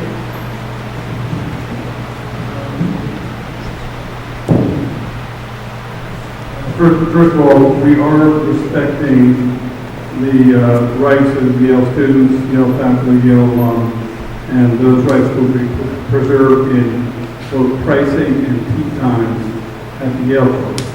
The Yale alum don't have any particular vested interest in Woodbridge, so that wouldn't necessarily apply to Woodbridge. Why is Yale interested in doing this? We're interested in doing this because they recognize that their course has been neglected. They see a way for an outsider, this entity, to do what they haven't been able to do. Okay, and I would say they're enthusiastically behind that and want to see that happen. We want that to happen also. Bob Hill, 68 Acorn Hill Road, Woodbridge, obviously. I also start with recognition, but I'm not here to speak with recognition here. In that way, we could have a brief discussion about this the other night. I also want to thank the Board of Selectmen. I want to thank both of the Paul brothers and Dan for being here and being professional in your approaches. I think it's kind of unfortunate some of the comments. I think Ellen, you're right, it should be still all the time. Kind of carrying out what she used to say, we're always still. Probably some of you are going to think that I'm going to talk about the last time you were out here, you were trying to garner pool memberships, and we have 167 pool memberships, which could vary based on a family membership, single couple, and so on and so forth. And I know the other day we were talking, I know Anthony, Patty, and Senator Motors were like, well, geez, we worked so hard, and geez, but this is a game changer, and that, yes, would it be nice? And I even had the opportunity last week, sitting next at Grogan, and I was just, wow. And when he came back, I said, by the way, what are the things that you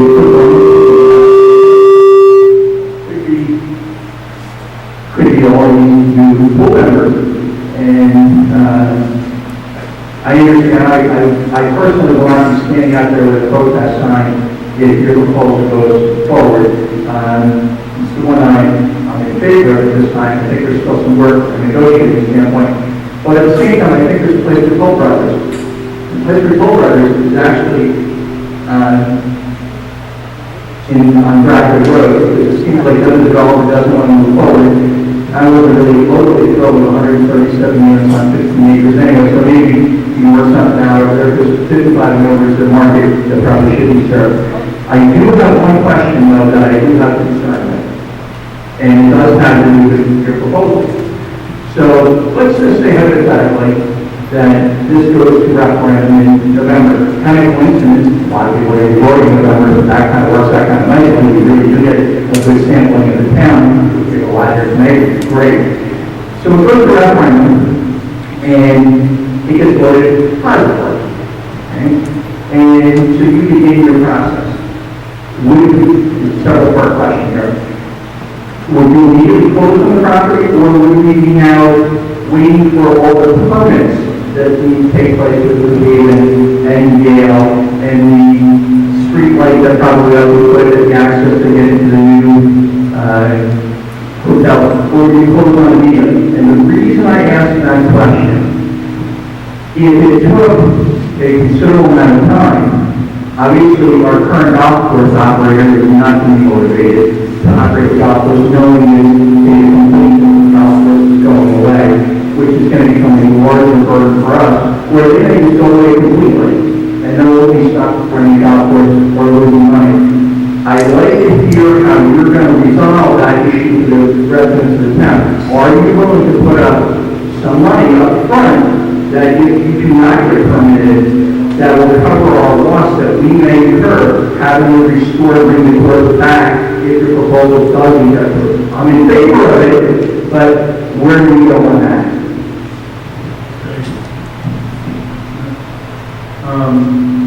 Yes, the Woodbridge relationship is contingent on getting all the pieces done. I want to be clear about that. That includes Yale and zoning and whatever other pieces there are. That's why I'm working so hard now at moving all the chess pieces along up the board simultaneously, so that there isn't a delay at the end of the day. So my goal, my objective is to get all this stuff in place about the same time that I get approval from Woodbridge. But with the agreement, would be a dollar amount that you'll put up at risk that if you do not get the permit you worked at that dollar, $1 million, not the whole, obviously the whole proposal, but a certain dollar amount, because we would have to restore the golf course and find an operator, and we could have a golf course that's not operating for some period of time. Okay, that concept is not on the table. I don't know what you mean when you say you have to restore the golf course. I wouldn't touch the golf course until everything is in place. My point, I think Alan, you made I understand what you're saying. We're not going to negotiate details now, but I take your point and we'll discuss it. Thank you. Thank you. My name is Leo Alexiadis. I live on the other end of town, 14 Seymour Road, and I've been in town for 53 years, 1963. This discussion letter reminds me of a couple of old sayings. One being that good compromise is one that makes everyone a little bit unhappy. And looking at whatever we decide, not everyone's going to be completely happy about it, obviously. The other old saying is that everyone's entitled to his own opinion, but not his own facts. So I wanted to talk a little bit about some facts about how we got here. One is that we bought this in 2009 at a town meeting at a vote of 435 to 34. My opinion is that people, those 435 that voted in favor, voted for different reasons. Some wanted to keep the ball, some wanted open space, some wanted to take it out of the hands of the developer and control future development. But, you know, people all vote for their own reasons. The other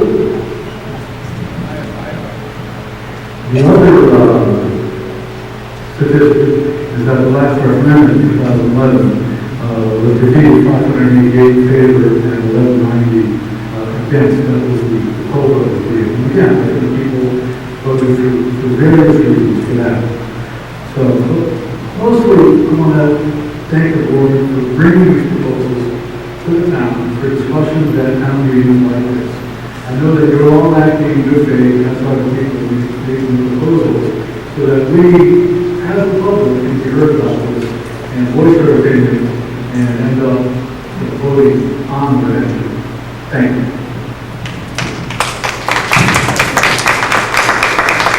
I was doing a little bit of feedback. Tunnel Hamilton, 28 Park Lane. I'm also a member of the Rec Commission, just like Bob. I'm not speaking for the Rec Commission. I have a question for Mr. Betts, but just first I'd like to echo what Peter before me has said more eloquently. Thanks to the Board of Selectmen for actually bringing to us two very different proposals that need very different needs, and I'm hoping that we will be able to kind of make a decision on this issue of the country club. I'm very in favor of open space. I am hopeful. I have to say, the taxpayer, we can stop subsidizing, golf, and come up with a solution that allows us to go on. I give it for them. Proposal seems to have a lot of favors, and the key point of it is, and I know this may be I appreciate this maybe repeating what you said before, but it seems like the critical element is attaining, or the critical milestone, assuming we agree, is attaining agreement from Yale. Can you just maybe recap what you've done to get that so far, and to give us a realistic expectation of what your chances of attaining Yale's approval to this deal? Sure. What's happened so far is I brought this to Yale about 4 or 5 months ago. Yale considered it on a couple of the internal committees, then took it to the Buildings and Grounds Committee, which is a subset of the board. That committee reviewed it and liked it and authorized the officers of Yale to negotiate a deal with us, subject, of course, to the full board's approval.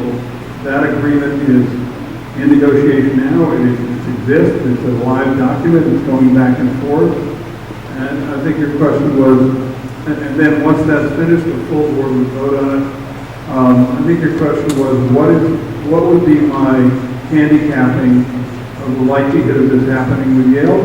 And I would say, at this point, I would say very good. I think we're in very good shape. And more importantly, I want to get this thing done with Yale prior to your referendum. So by the time of your referendum, you will know that the Yale element of this And hopefully the other critical elements are done. Hello, my name is Kathy Zagrowski, 60 Tunnelbrook Road, Woodbridge. I'm actually, I'd like to respond to your comment that 55 and over would not affect the schooling system. I am a teacher at Beach Road School, and if all these 55-year-olds sell their homes and are over and purchase one of the co-brother houses, the claims that will be moving into those houses will be families with children. So that will increase the enrollment at Beach Road School, which in turn we will go to the board for more money to support our students, and also when they go over to the middle school and the high school, that will also increase that.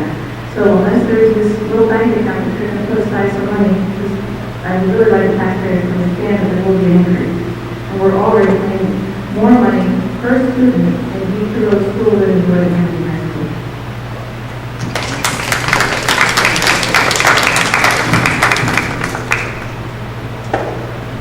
I agree with you that we are entitled to our opinions, but not to our own facts. I'd like to remind the town and the board that when I'm sorry? Oh, Jim, Grogan, 52 Beach Road. When the referendum came up, Ed Sheehy, the former First Selectman, sent a letter encouraging residents to support the purchase because he believed this property should be forever protected from development, contrary to statements that the board anticipated controlling development. The intention was to protect it from development. Had I known the town would take this property off the tax rolls, I would never have supported the initial purchase. I think we need to honor what Ted said and stand for what we stood for then. No development, no housing development on that proposal. In regards to the attorney's statement about sewers and sewer doesn't return to development, you should know that if the development such as proposed by the toll brothers is successful, that adds value to the property, which covers the cost, the high cost of extending sewers. If that happens, cascading effect that will change the character of our town will occur. You don't want that. I don't want that. Lastly, a question for Grogan. Would you consider incorporating bike paths with the walking trail, as long as it doesn't interfere with the walk? Sort of looking at it, but I do see a bicycle is very different from a pedestrian on an active golf course.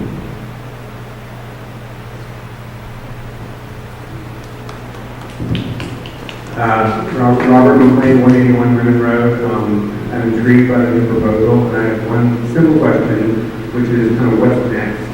It sounds like if there's an implication of being probably a referendum on some proposal.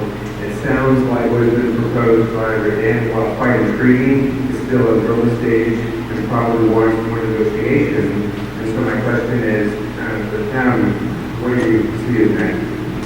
Very good question. The board talked about bringing the proposal to the public tonight, and at our next meeting, we will reconsider, based on what we've heard this evening, look over all the proposals again, decide if there are areas where we want to continue negotiation, and move on from there. We really felt we wanted to have this meeting and then decide next steps after we heard.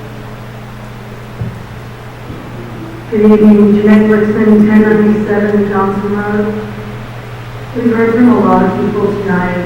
We've heard from neighbors, we've heard from golfers, swimmers, we've heard from political activists, we've heard from developers, we've heard from a lot of people. Who we didn't hear from tonight are people on limited incomes, the elderly, people who aren't here to speak for themselves.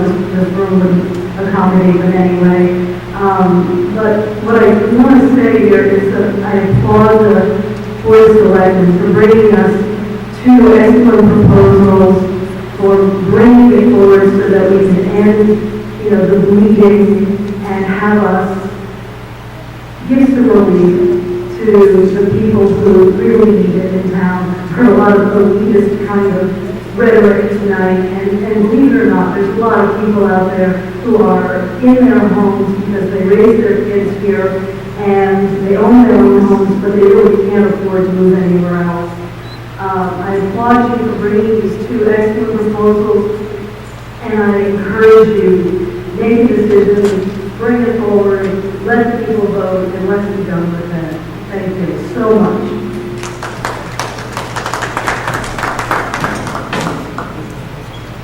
Alan Simon, 184 Southern Road. I'm going to try not to comment on the proposals because somehow or other I might be having to judge something somewhere. I just want to make a point or two about what I heard this evening. And I was talking to some folks, I heard the comment about our youth and how we're trying to encourage recreation, etc. We do have this country club of Woodbridge, which is much more functional and much more operational this year. I want to compliment the crew, the recreation department, for the great job they've done. A lot of us have taken advantage of both the swimming and the golf. My family really enjoys it. Neither of these proposals will allow that to continue, as I understand it. It might, if it were sold for housing, it might not, apparently, if it were sold to Mr. Bess's group. Mr. Bess, question for you. There is not only one enemy team, but now two golf teams, boys and girls, and lots of other things going on from the community there. They would use the country club of Woodbridge for their practices and also for the rounds. And you were talking about how you would honor the Yale issues with their alumni. I would hope that if there were further negotiations between you and the town, that would be allowed in part of the negotiations to allow our young men and women to participate without cost. I think that from my career, and one of the things that's been most important to me over the past 50 years, I've been dedicated to junior golf and wanting to grow the game of golf. And I think that during the times when the golf team is playing, we can honor those rounds that are currently being used, and we can find a way to incorporate that in a way that doesn't negatively impact our business. And we can ultimately, we need to find a way that, if our business doesn't work and our beautiful golf course isn't going to be there for everybody to enjoy. So we need to, come to an understanding of how that can work. But, it's personally important to me, because those are going to be our future customers. And so I want to keep encouraging young people to play, and so we'll find a way to make a combination as long as it doesn't interfere with, other things. And, it seems like the off-peak times in the afternoon, to just choose to play would make a lot of sense for that. Okay, just lastly, we would hope that there are a fair amount of 06525 customers for the country club of Woodbridge, and hopefully you can find some way to accommodate them within your financial structure. They do it all the time, and I was involved with Oakland for many years, so I do understand the business of it. Thank you very much. And thank you to the board of selectmen and to the First Selectman. It's important to have this type of dialogue. More people want to speak. Just real quick.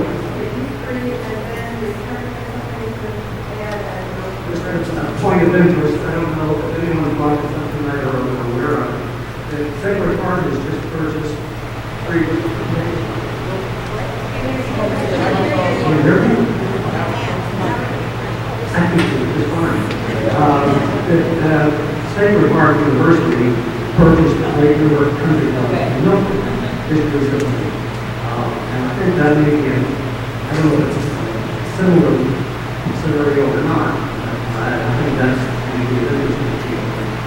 Another university has purchased a spot. I don't care if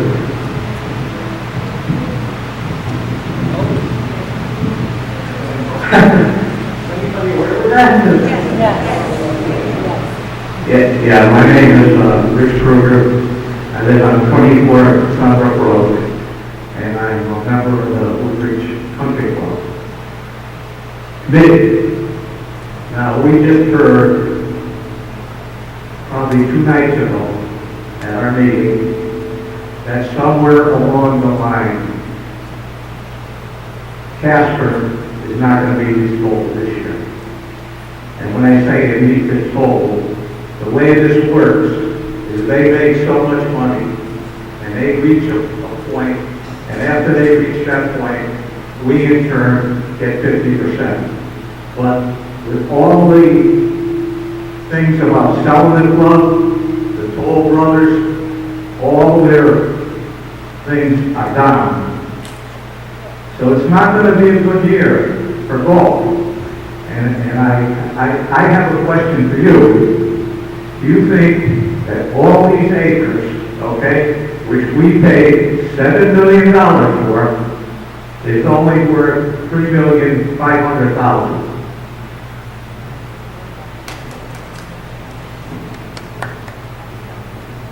I do want to mention, if you look at the chart that I told you about, we did have another proposal at the Board of Selectmen, and the Selectmen determined it was not worthy to bring here tonight, but that proposal was for the entire property for $500,000. So this one at least is a different category. And let me just say, people have to leave, I told everyone we will be concluding at 9, so we'll finish up, we'll have one more comment, and Attorney Grogan. Yeah, just a quick comment on that. First of all, we're purchasing the property for $3.5 million. We're investing another $10 or $11 million. So the asset that will be in your backyard, which I think will be spectacular, is a $15 million asset.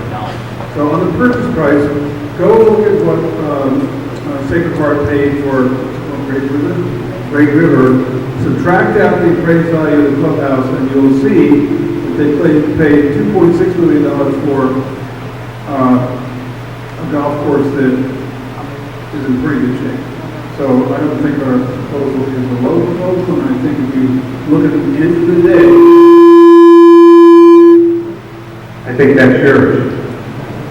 okay? If you look at the end of the day, to the total benefits, the benefit of being a homeowner adjacent to an improved property that's, if I do this correctly, that's going to get a lot of attention and a lot of notice because of its excellence, and then you got to take all that into consideration. Okay, but I think, in all fairness, when we purchased something for $7 million, and we have another option here, which they're willing to get $5 million, and you come in with your option at $3.5 million, I think the town goes for a ride. I'm sorry.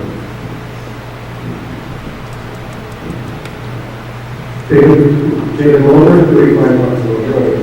I have a question for Leanne, and I have two questions for both. You talked about the place by the Nurse Parquet on the Yale side. I'm wondering if there's enough space there to carve out a few holes so that we can preserve the pool and the clubhouse on the existing property.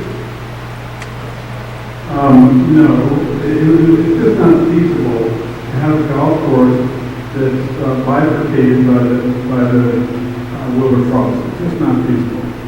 And one thing I don't like to do in public meetings is I don't want to mislead anybody.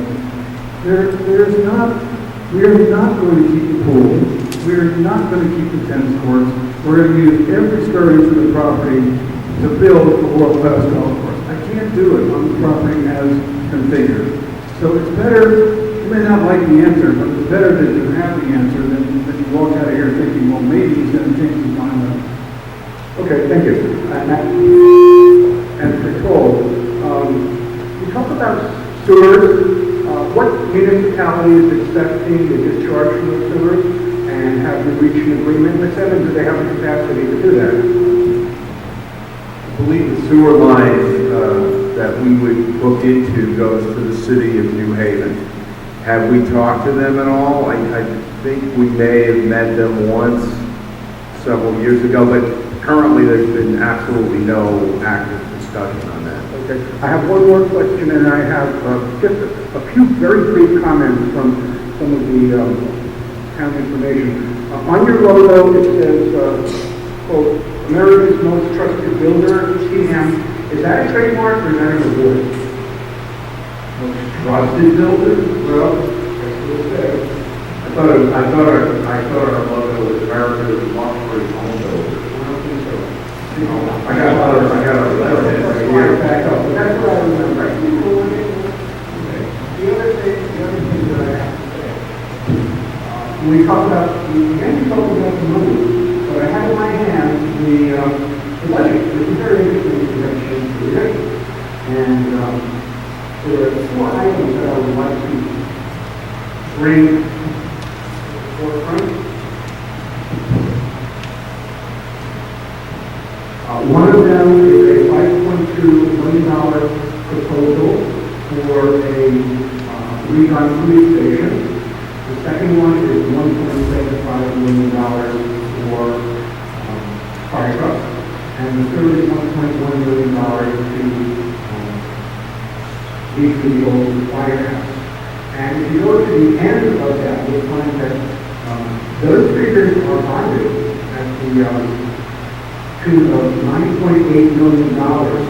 So I don't see how getting any amount of money for the golf course is really going to affect anybody's taxes. The other thing that I would direct people's attention to is a 164-page town plan that was done by Grogan in this room, which actually is a very good town plan. And one of the things that they address is the over 55 housing. And they propose a rezoning of private homes so that apartments could be built so that they could be rented out and people over 55 would have additional income so that they could live in the apartment and to do that. And it would also increase the stock of affordable housing. I've never heard any of that at any of the meetings that I would like to state that into the public record.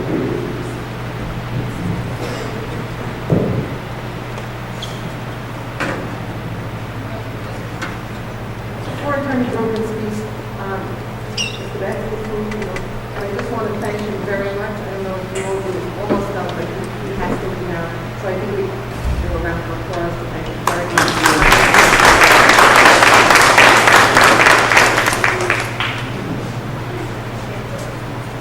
It's been a long evening. I know you all like to get out of here. I do feel it's important from discussions with other people that I may have led you to be confused on a couple of issues.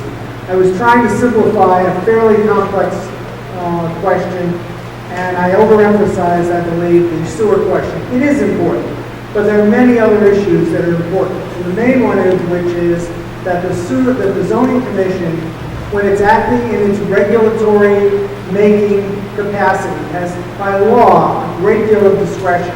And there are many other elements that the commission could put on a zone which would include multiple family housing, such as the size of the property. My understanding is there are very few parcels that would be of the size of 42 acres in town. Mr. Weiner indicated maybe one other. The other things are proximity to various highways, topography. There are many things that could be added to significantly limit its application. And so I think that was perhaps a confusing point, and I hope I clarified it. The other thing is, somebody was said before, I have no dog in this fight, as they would say. I don't live in Woodbridge. I don't have any preference for any of these proposals. I was asked to give an opinion on a point of law, which I did to the best of my ability without any instructions on how it ought to be come out. And so that's what you've got. You can read it, and I stand by it. Thanking Toll Brothers for being here and presenting another option for the town. Thank you very much. I want to thank everybody, and I want to answer the question before I leave. We, by my count, we have 4 age-restricted communities that we're currently developing in the state, and we're planning a 5th one at Rivington and Danbury. And thank you for all of you who stuck it out to the end.